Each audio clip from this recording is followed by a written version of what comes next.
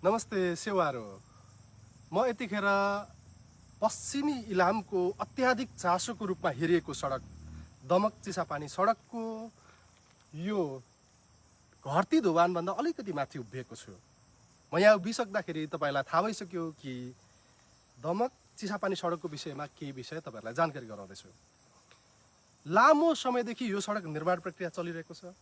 विभिन्न प्रक्रियाका कारण, विभिन्न समस्याहरूका कारण बाटो बन्ला कि जस्तो हुने, तर बाटो नबन्ने र त्यो बाटो नबन्दाको शास्ति हामी यो भेगका जनताले भोग्ने, यो बारम्बार चल्दै आएको छ।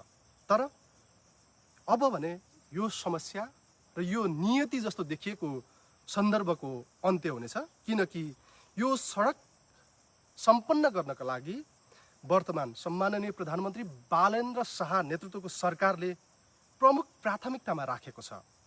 त्यही प्राथमिकताका आधारमा टेन्डर प्रक्रिया अगाडि बढिसकेको छ र केही समय पछाडि टुङ्गिँदैछ।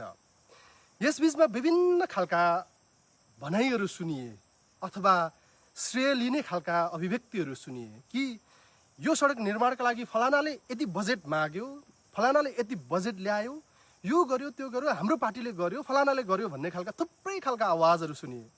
तर त्यो सत्य होइन कि यो बाटो वर्तमान सरकारको प्रमुख प्राथमिकतामा भएकाले गर्दाखेरि सरकारले नै यो बाटो प्राथमिकतामा राखेर निर्माण सम्पन्न गर्नेछ र हाम्रो नियति जस्तो बनेको यो दुःखको दिन छिट्टै अन्त्य हुनेछ। त्यस कारणले गर्दाखेरि यतिखेर यो बाटोको निर्माणलाई प्रतिष्ठाको विषय या कुनै राजनीतिक अभिष्ट पुरा गर्ने सन्दर्भको विषय बनाउने भन्दा पनि यो बाटोलाई सम्पन्न गर्नेतिर सबैको ध्यान केन्द्रित हुनुपर्छ र कुनै खालका अवरोध नगरी अब यो बाटो सम्पन्न गर्नका लागि यहाँका हामी सबै उपभोक्ताले योगदान पुर्याउनुपर्छ।